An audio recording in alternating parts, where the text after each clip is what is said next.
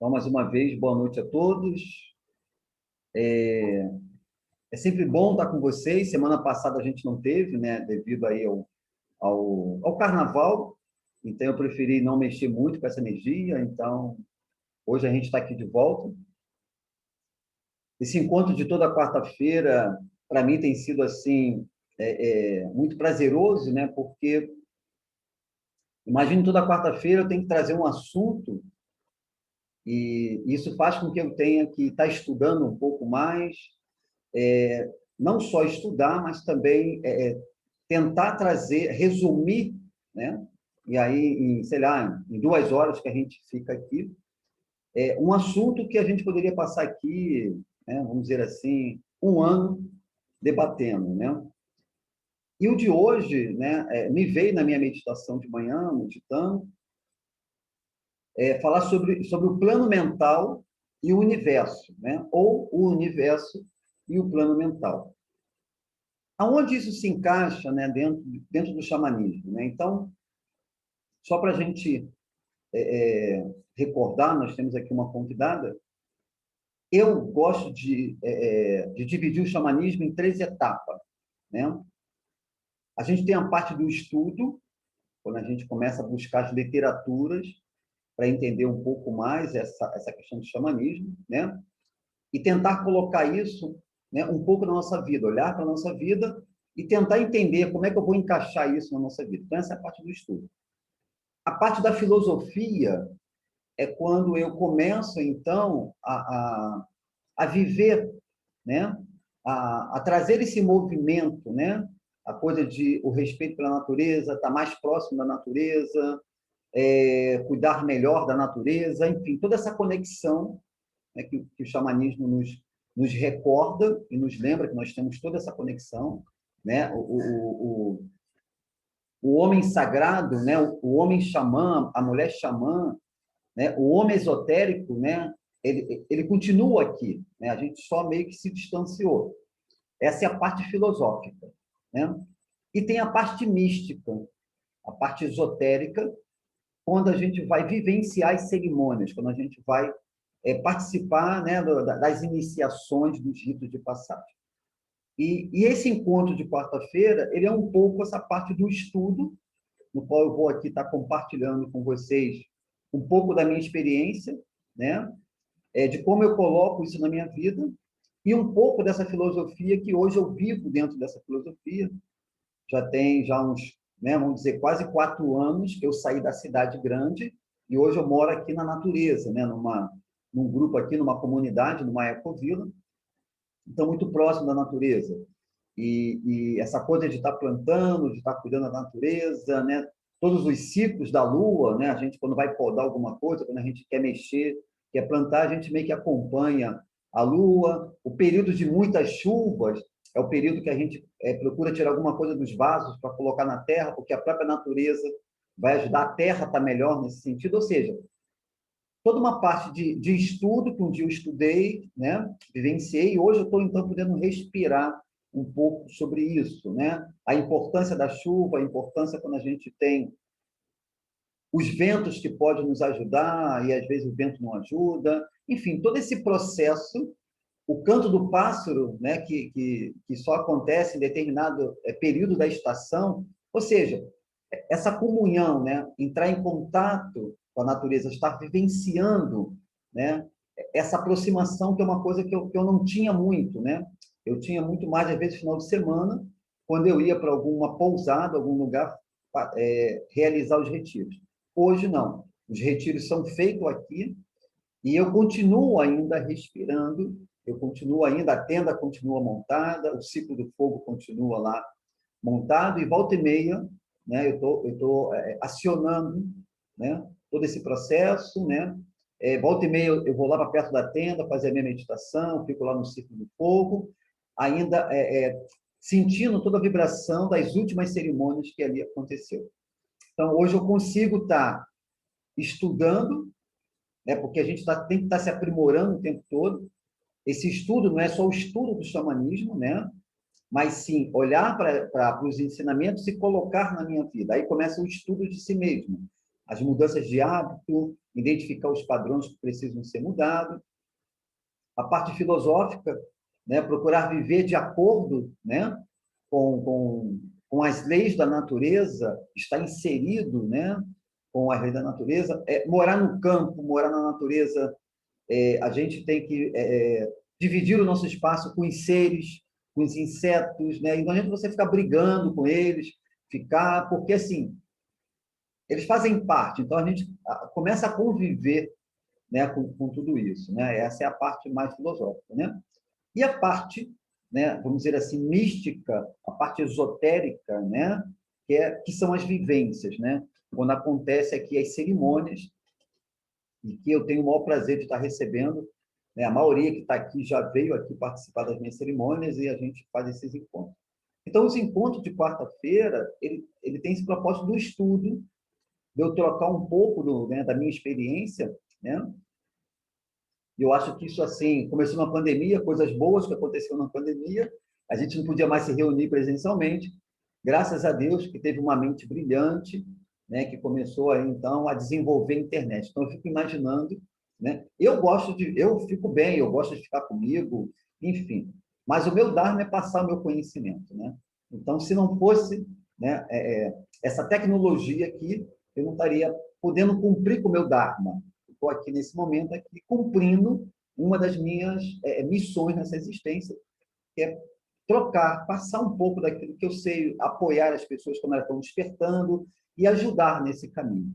Então, houve uma mente brilhante que começou a desenvolver, né, todo esse processo, e hoje foi que o vídeo estava falando aí, né, a conexão da menina que está lá em Portugal está melhor do que a dele, que está aqui a 200 quilômetros de onde eu me encontro, e o menino lá no Canadá também, né? Não sei se a distância é maior do que Portugal ou não, mas, enfim, a conexão dele também está ótima.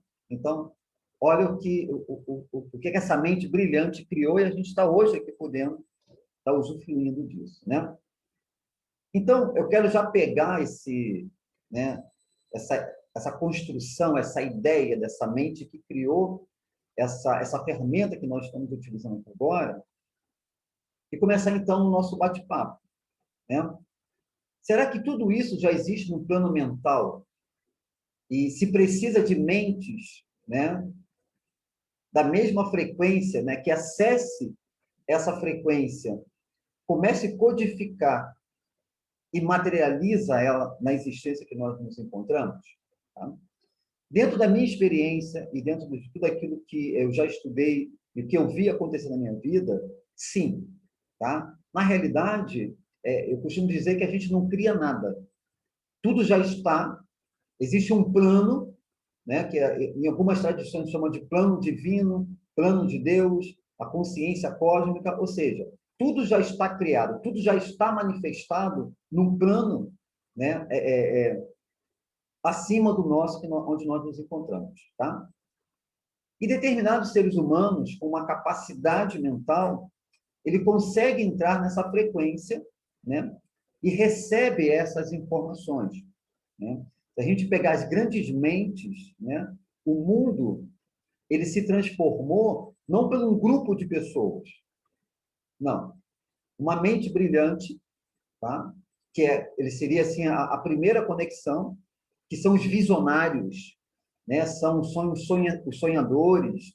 Por isso que eu falo muito aqui da gente nunca perder o nosso sonhador, a gente nunca deixar de sonhar, a gente está o tempo todo trabalhando, né? O nosso visionário interno, todos nós somos visionários. Nós temos que aprender a alimentar isso, por isso que eu falo tanto da meditação, né? Porque através da meditação, a meditação do silêncio, né? De você ficar com você em silêncio, né? Você terá a possibilidade de ouvir. Aí eu trago um pouco aquele ensinamento, tudo que você busca já está em ti, não está aqui fora, né? Eu não tenho resposta para todas as perguntas, nem para minha caminhada, né? Eu preciso entrar nessa ressonância, eu preciso entrar numa frequência mais próxima do divino que habita em mim e tentar codificar. Ainda tem esse trabalho. A gente recebe a informação, vamos codificar isso, né? Essa codificação são símbolos, né? Que vai fazer sentido para a minha mente lógica e para o César, nessa existência, né? Aqui agora eu estou como César, tentar codificar esses símbolos e materializar isso na minha vida. Tá? Então, isso é uma lei, tá? Canalizamos, codificamos e transmitimos. Quando a gente transmite, pode ser dessa forma como eu estou aqui trazendo para vocês, tá? Eu vou aqui passar para vocês como eu entendo o universo mental e o plano mental. É a minha codificação, tá? Então, eu sempre coloco aqui que é a minha forma de ver. Mas eu gosto que vocês busquem mais informações, porque foi como eu consegui codificar e consigo colocar na minha vida, tá? Então, tudo já está pronto, tá? Eu tenho que entrar em ressonância com isso, eu tenho que entrar numa frequência com isso, tá bom? Então, o arquétipo do visionário, o arquétipo do sonhador, né? Lembrando daquela criança, quando a gente era criança, que a gente criava os nossos cenários, né? Que a gente tudo tinha uma grande imaginação, tudo era muito mágico, né?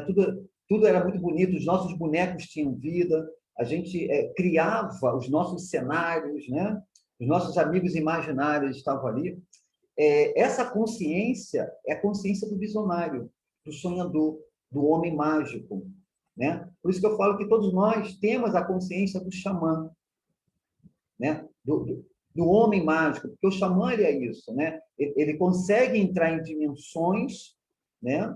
Sem perder, né, a consciência lógica dele, para que ele possa depois entender e conseguir codificar e passar para as pessoas, né? Então, essa é uma característica do xamã. E você vê muito isso com as crianças, né?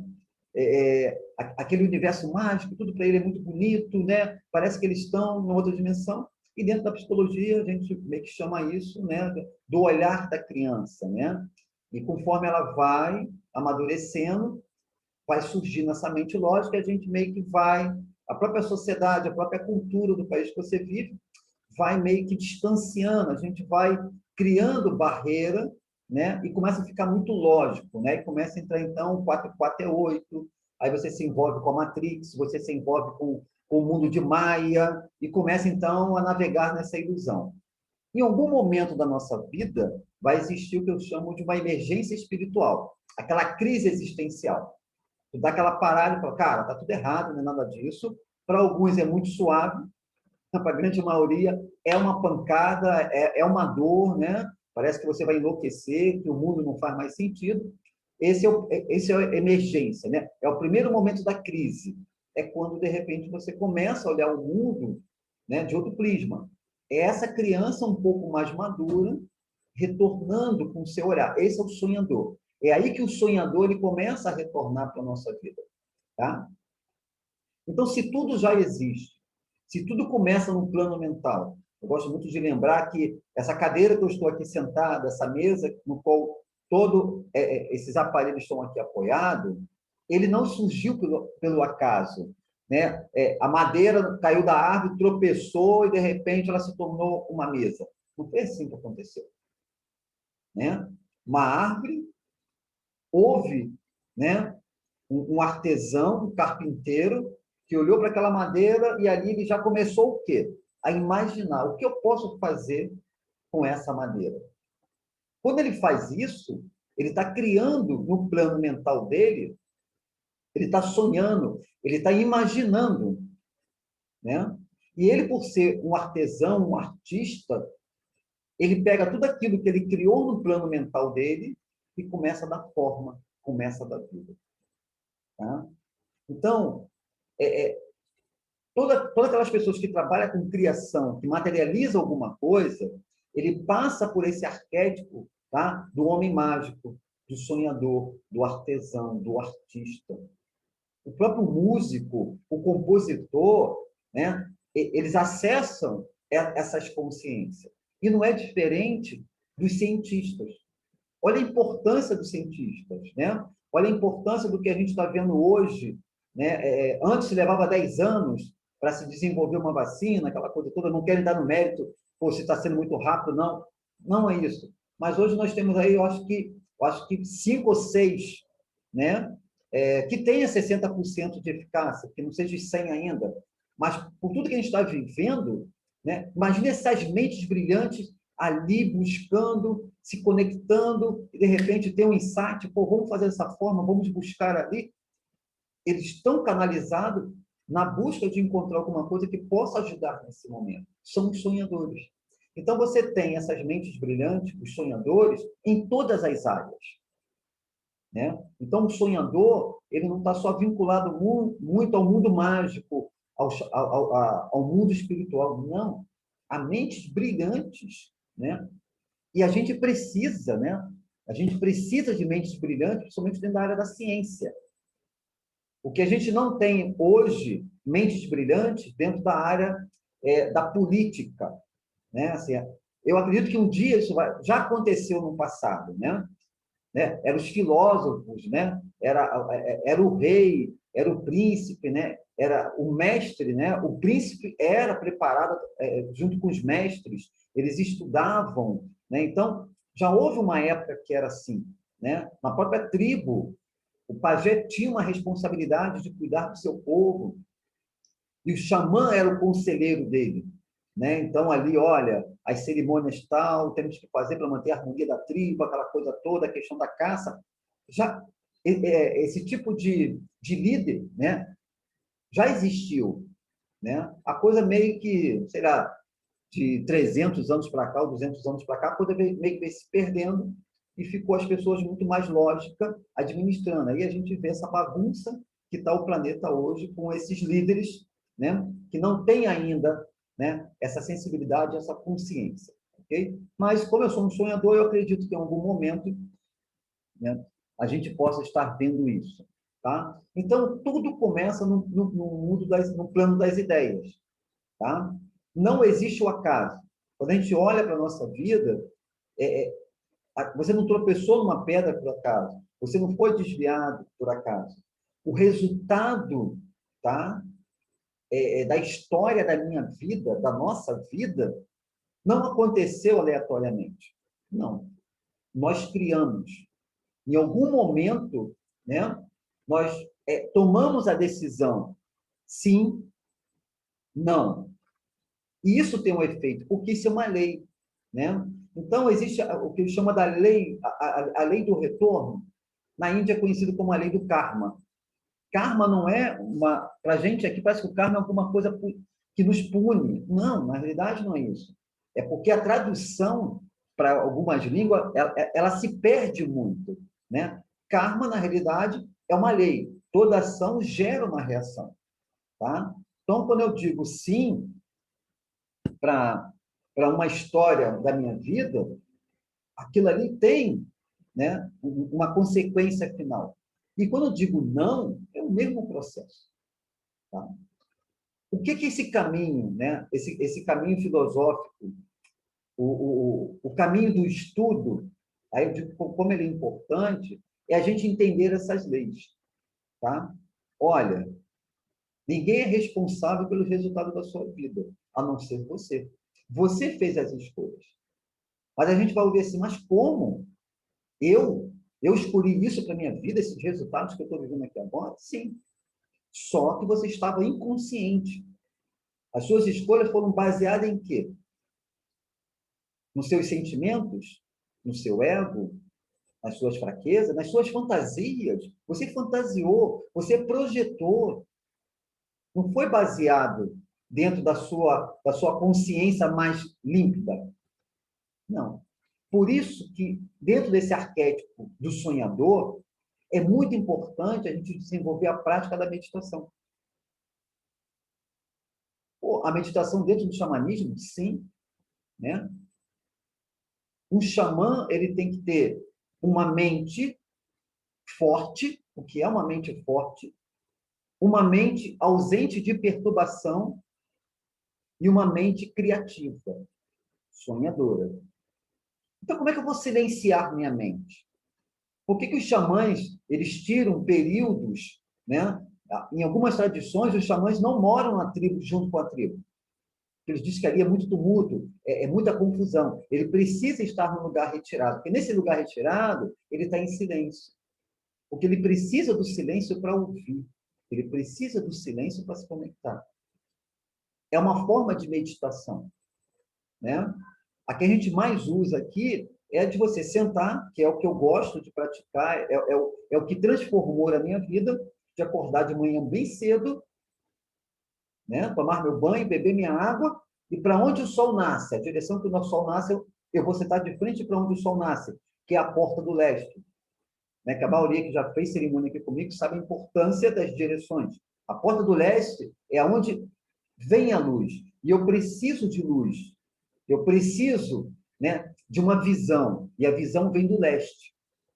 Então, ali de manhã cedo, eu sento, fecho os olhos. Esse primeiro silêncio é olhar para o meu ser. Silêncio é mundo interno. Eu preciso olhar para o meu mundo interno e ver se eu encontro paz. Paz significa silêncio. Sim, a minha mente está em silêncio. Não há preocupação. Não há dúvidas. Né? Não há nada ali, sabe, assim, tirando, né, aquele pensamento repetitivo. Não existe. O que existe é um estado de plenitude, de observação. E esse é o parâmetro. Quando a minha mente começa a ficar muito agitada, eu paro tudo que eu estou fazendo, 5 minutos, 10 minutos, sento, fecho os olhos, respiro, me alinho de novo. A minha mente ela tem que estar vazia, entre aspas. Vazia é um termo.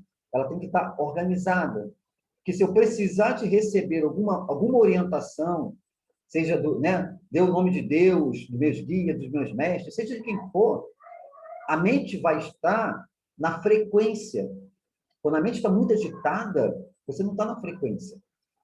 E aí, eles querem te avisar sobre alguma coisa, mas você está agitado, não tem como. Isso é uma mente silenciosa.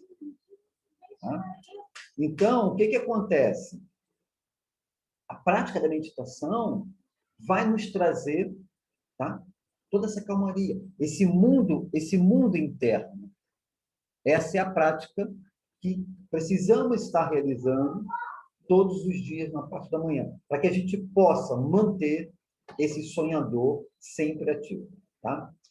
Nesse momento dessa meditação, dessa prática, né, eu tenho como observar o que eu estou criando na minha vida. Né? O que eu estou projetando.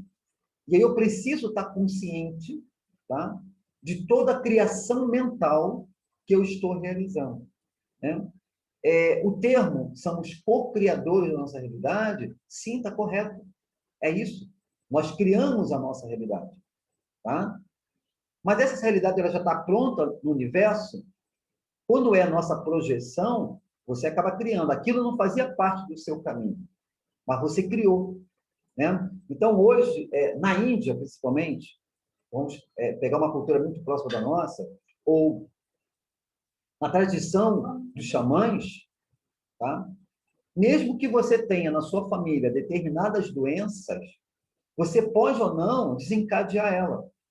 E quem é que vai desencadear essa doença ou não? O meu plano mental.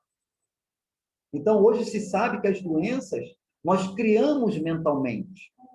Né? Então, dizem que o ódio, né? Aquele pensamento de ódio, aquele sentimento de ódio, cria nas pessoas a decomposição do corpo. Ou seja, você vai criando, né, determinados fungos e bactérias que vai eliminando, ele vai criando em você doença. Né? O rancor, a tristeza, a mágoa está ligada a todos os problemas cardíacos. A medicina já está começando a fazer um estudo, de estudar o comportamento, o estilo de vida dessa pessoa e fazer a relação com as doenças. Aqui, no Ocidente, isso parece ser novo. Mas quando você vai para a cultura oriental, não, isso é antigo. Né? Aquilo foi desenvolvido não por acaso, mas a pessoa criou. Por quê? Porque está inconsciente. Ela não está prestando atenção no seu plano mental. Ela não está prestando atenção no seu plano emocional, que eu chamo de consciência. Tá? Então, o ser humano ele é consciência mental, emocional, orgânico, né? E espiritual.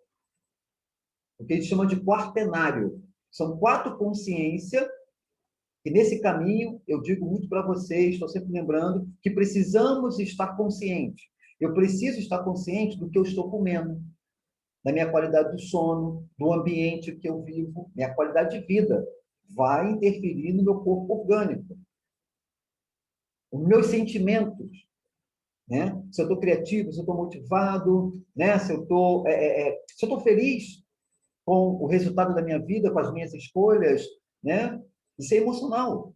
E mentalmente, estou conectado com uma frequência mais elevada, né? Quais são os meus sonhos?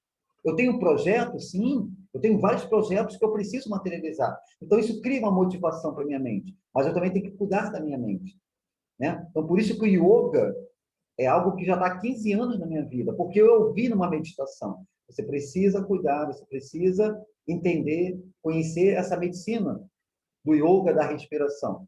E eu sou muito grato, né? E hoje eu estou até dando aula, falando como eu pratico meu yoga, enfim, não é nada diferente. Eu só foquei aonde eu achei que era mais importante dentro do yoga, né? Isso cuida da minha mente. Isso cuida do meu corpo físico, né? O tempo está passando. Quem é que está se transformando? É o corpo físico, é natural. Organicamente, é o que está em processo de transformação. Mas a minha mente está em processo de transformação. A minha natureza emocional está nesse processo também de transformação. A minha caminhada espiritual está em processo de transformação ou é só o corpo físico, por ser natural, ele está num processo de transmutação? Então, o único que está morrendo aqui é o orgânico. Mas a minha mente não precisa morrer. Os meus sentimentos não precisam morrer. A minha fé não precisa morrer. Ela não pertence a essa lei. Não. Ela pode se transformar. Esse cuidado é o cuidado que eu tenho que estudar, entender a filosofia. E quando eu vou para os meus ritos de passagem, quando eu vou para as cerimônias, né, eu estou unindo os três conhecimentos. Eu estudo o conhecimento, olho para a minha vida e tento transformar. Chega um momento que eu vou seguir essa filosofia. O xamanismo é uma filosofia de vida, não é uma religião, né? Então, esse nome religião, isso nunca existiu nos povos antigos, tá? Que é o religar, isso nunca existiu, ok? Gente, para quem